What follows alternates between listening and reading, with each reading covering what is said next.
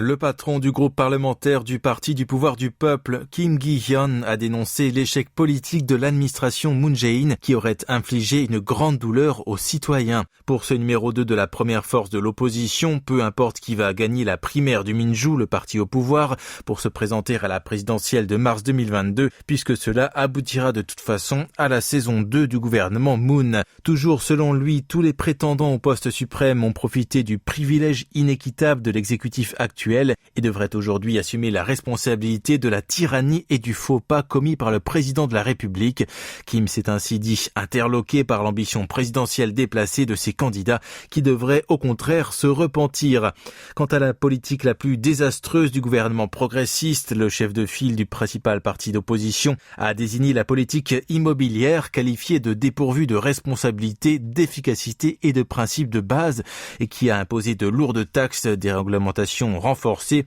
ce qui a eu pour résultat de répandre la méfiance des contribuables vis-à-vis de l'État. Dans la foulée, Kim Gi-hyun a promis d'abaisser les taxes associées à la possession et à la cession d'un bien immobilier pour les propriétaires d'un seul logement où ils résident, ainsi que de relever le plafond au-dessus duquel un régime fiscal favorable sera appliqué. Concernant le projet de révision de la loi sur l'arbitrage des médias, il a prédit qu'une fois le texte adopté au Parlement, le plus grand bénéficiaire sera le président Moon et que les affaires d'abus de pouvoir seront toutes occultées.